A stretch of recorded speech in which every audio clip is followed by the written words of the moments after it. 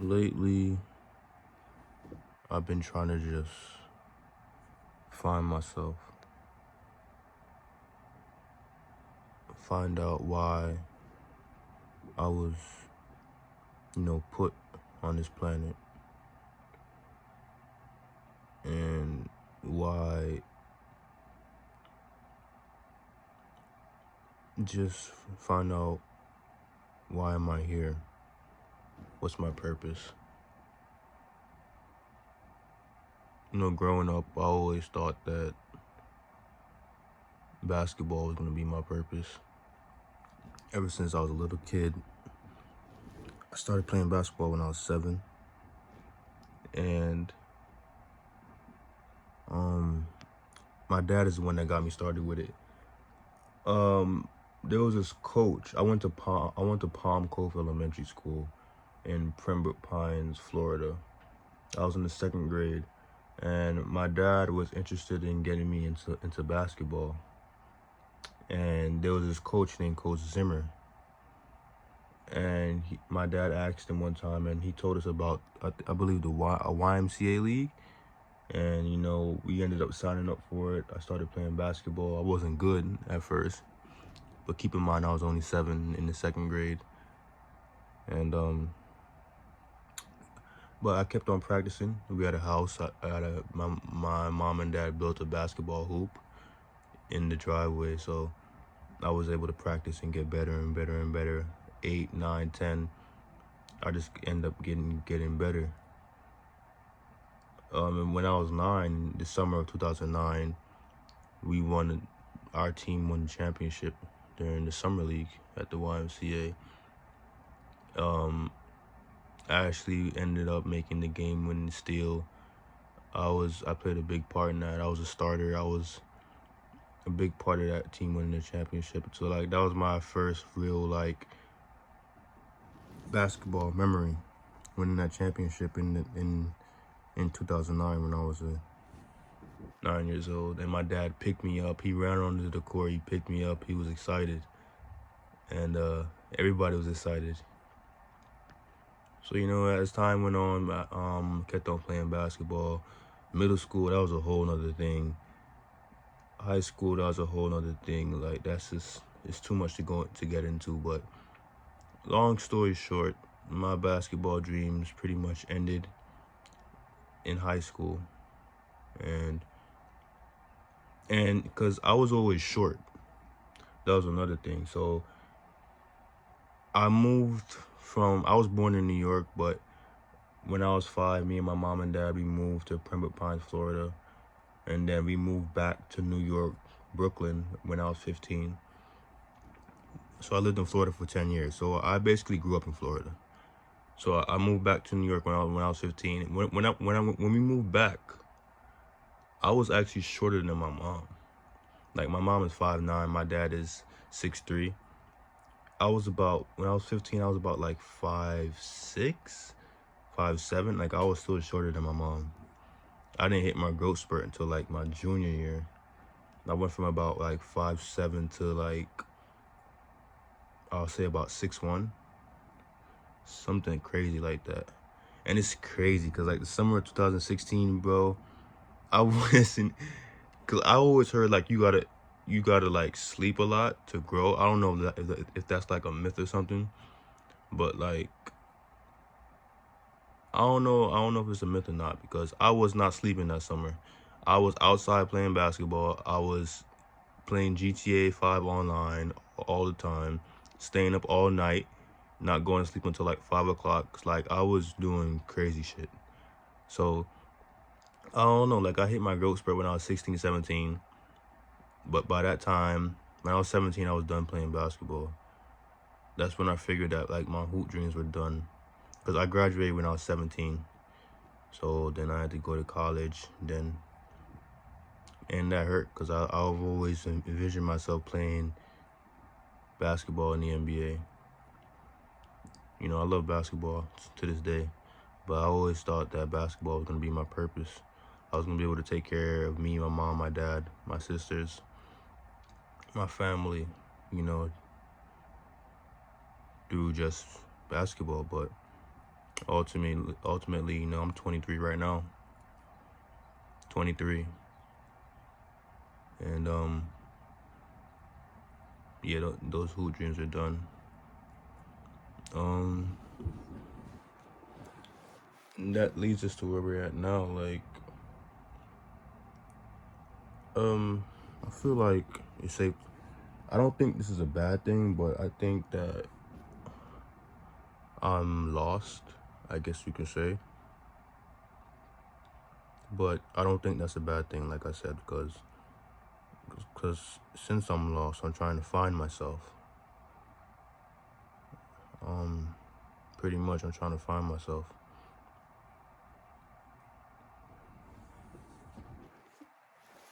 Like, back to the beginning, I'm trying to find that purpose, that reason of being here. You know, another thing is I've always wanted to avoid the 9 to 5 for the rest of your life. Doing that, I've people told me before I even started working a 9 to 5 that 9 to 5 is not. We weren't put on this earth to work a 9 to 5, to work a job for somebody else.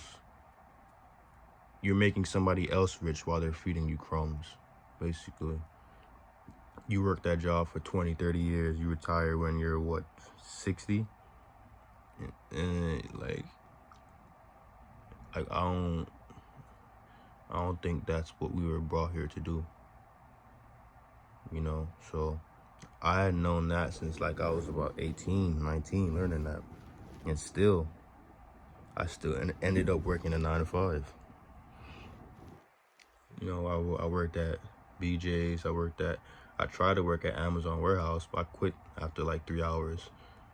Went back to BJ's, worked at Amazon for over a year, delivery driver for Amazon, delivering packages, first in Queens, then in Brooklyn. Then I left that. Then I started doing sales, and like it was just like you gotta work from Monday to Saturday, and you have to get, the only way you get paid on commission, basically meaning if you don't get any sales, you don't get paid. And like that was so weird to me, like, because I'm used to working on a base salary. Well, not a base salary, but making like what, $19 per hour. I think BJ's was like minimum wage, like 15. Amazon was 19 per hour. So like every Friday you got money coming in. With that sales job, it's based on commission. If you ain't getting no sales, then you're not making no money. It was for ADT, by the way. ADT, the home defense, home alarm system. So like you gotta go in people's houses and try to like sell alarm equipment, home defense equipment. So like, all right, so I'm gonna show y'all. Well, not show y'all. I'm gonna let y'all hear how the sales pitch goes. So like the sales pitch was basically, you walk up to the door, you knock on the door. They come to the homeowner comes to the door. Let me see if I can remember this, because I threw away the sales pitch paper. So, hello. It goes like this. Hello, are you the new homeowner? And they'll say something like, yes, we are. Excuse me. And then then I'll say, hello, I'm Carl from Safe Haven ADT. And they'll be like, okay. And then I'm actually the relocation manager in the area. By chance, did anybody leave a flyer or let you know that we're gonna be stopping by? And they'll say something like, no. Well, you're probably in like a good category for the homeowners in program, a new homeowner program, blah blah blah blah blah blah blah blah blah, all that type of shit. And like you gotta try to convince the person to like buy the home alarm system and all that. Like, bro, like they had me damn near in the Hamptons, like trying to like sell this equipment for ADT. And like I was not with that. Like you gotta work 6 days a week. Like I wasn't with that. So, but the thing is though, like if you're good at it, you can make a lot of money, like up to 6 figures a year. But I've never been like a salesperson, guys. Like go up to people, go in people's houses and convince them to buy this. Like I was never that type of person. So that leads us to why I'm making this video, because all of this is just recently. I quit my job at Amazon. I didn't like the sales job, and you know, YouTube, as you can see, you can click on the first video on this channel. The first video ever uploaded on this channel was, I think, February 4th or February 2nd, 2016. I was 16. I was born in 99, so I was 16. I was a junior at Canarsie, and like I've been wanting to be a YouTuber since I was about 16. Cause 16, like I said, my hoop dreams ended when I was 17. But when I was 16, I kind of had a feeling that my hoop dreams were not gonna like flourish and not go to where I thought they were gonna go. So like my backup was to be like a YouTuber, cause man, that was a time where at that time my favorite YouTubers were Oprah Side, Pretty Boy Fredo, Stax Montana, Chris Smooth. You know, like I hadn't found out about Soul Illuminati yet, but I was watching Cass Nasty. You know, I was watching guys like that, QJB. You know, guys like that. And I thought that, like, are you serious? Like, you can make a living off just uploading videos, and people watch your videos, and if they fuck with you, they subscribe, and like that's like the best way to live. That's the best life to live. Be a content creator and just, you know, you're basically just putting smiles on people's faces. You know, because I feel like the best part about being a content creator is like you don't know what somebody's going through. Like we all have ups and downs in this life, and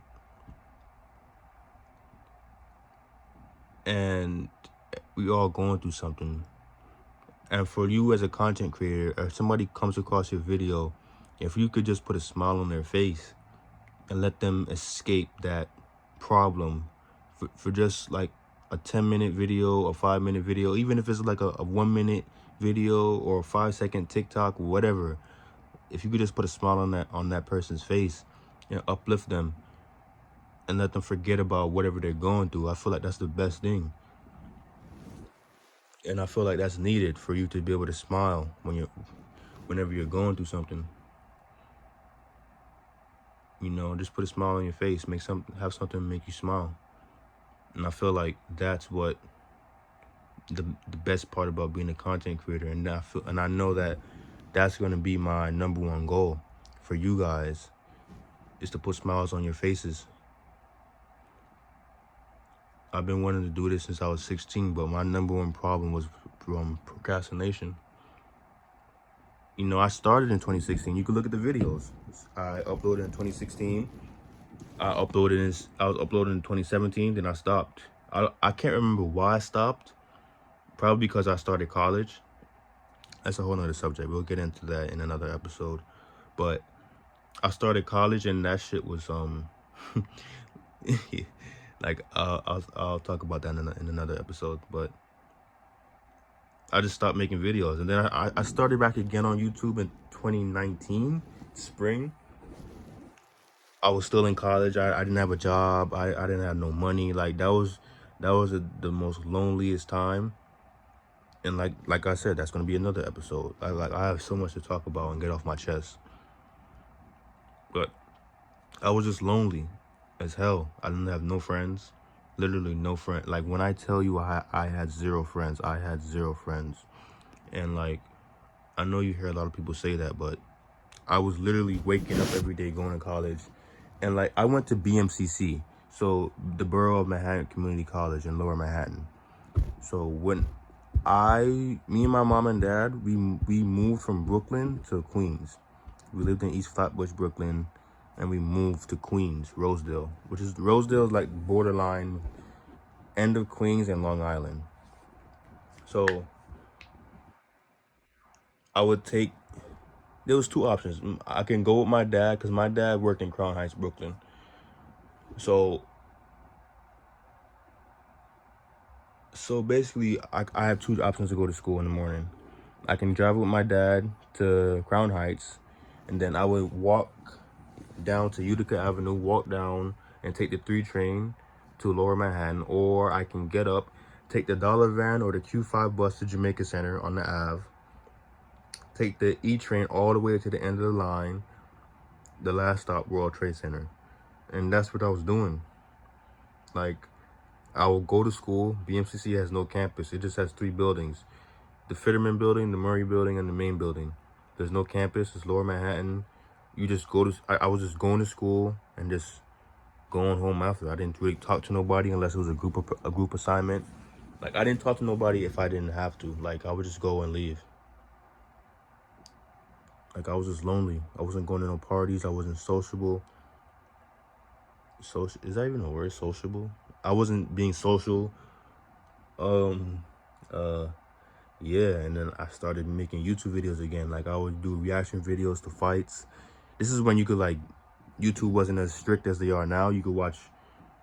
Yo, I was reacting to twerking videos, fight videos, all that. I reacted to the NBA Finals. That was the year that I think the Raptors beat the Warriors. KD got injured. Klay Thompson got injured. I reacted to those games, and I'm not gonna lie, they were getting views.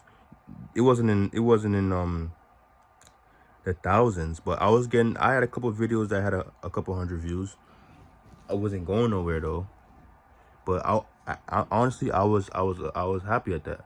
I was happy about that. I was seeing progress, and then I guess I got frustrated because I was making videos and they weren't taking off.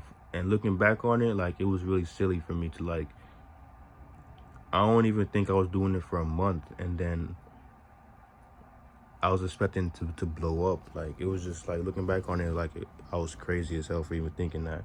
Like, you got to give your situation time. I was just expecting to blow up so quickly. So, like, I just stopped. And then after that, I started working at BJ's. And that's how we get back to that 9 to 5 situation. Like, I really don't feel like God made us to work a 9 to 5. Like, I feel like the whole point, if you do work, there's nothing wrong. Well, I know that I said we're not here to work a 9 to 5, but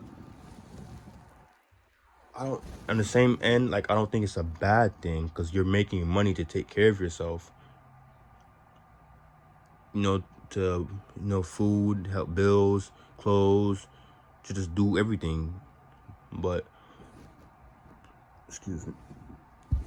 But, like, do it for your whole life, like, that's another thing. Like, I feel like you should use the 9 to 5 as a stepping stone to, like, that you're not going to work this job forever. This is temporary. You're going to go in here, make a certain amount of money, and use that money to do what you need to do. Like, this is just temporary. You shouldn't set out to do this for the rest of your life. You should try bigger and better things. And that's what I'm trying to do right now with this first episode. Just get back out there and just get all my thoughts off my chest. That's the goal of this series, to just get all of this off my chest. And I feel like it's important to vent.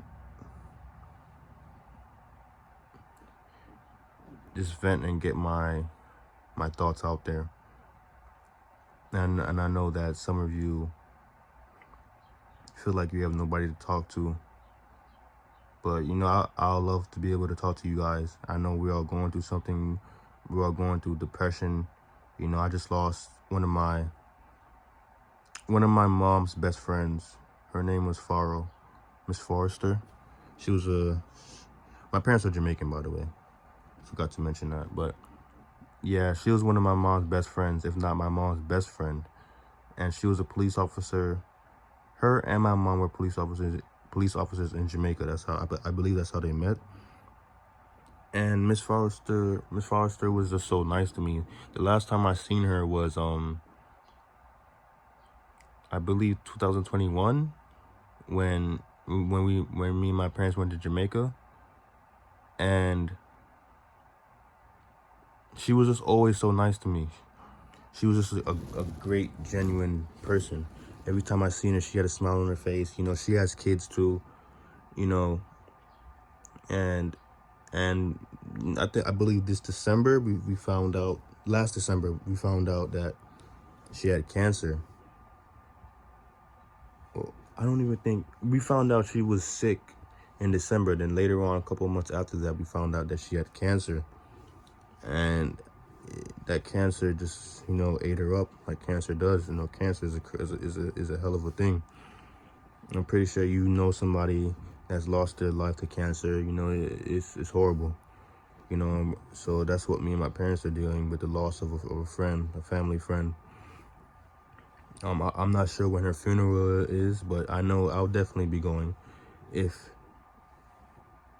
my parents want me to come, I'll probably just go anyway, regardless. I feel like I have to, because I had an opportunity to see her, because my parents went to go see her in May.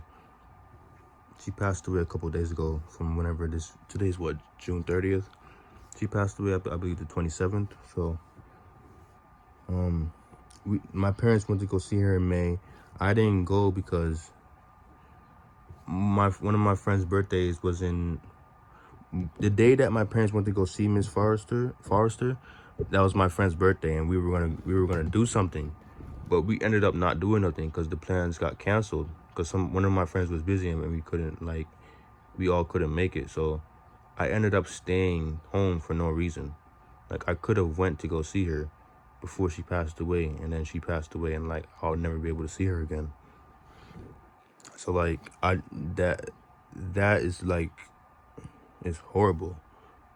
Like, you just stayed home for no reason. You could have went and seen her and say goodbye, but now it's too late. Like, you can't go back. You can't rewind the time. No, but I still FaceTimed her. My mom FaceTimed her, and while she was there with her, and I was able to talk to her. So, you know, at least I got a chance to just say hi and talk to her, have a nice conversation with her. So, yeah, at least I have that memory of her. But for this first episode, I feel like I got enough for the first episode. I got a lot of these episodes coming, but I just want to thank y'all for listening to me. Take time out of your day to listen to me. Like I said, it's the first of many episodes. It's just me getting my mind and my thoughts out there and putting it in the world, getting this off my chest, and just talking to y'all. And hopefully y'all could be able to talk to me. I'm here for y'all.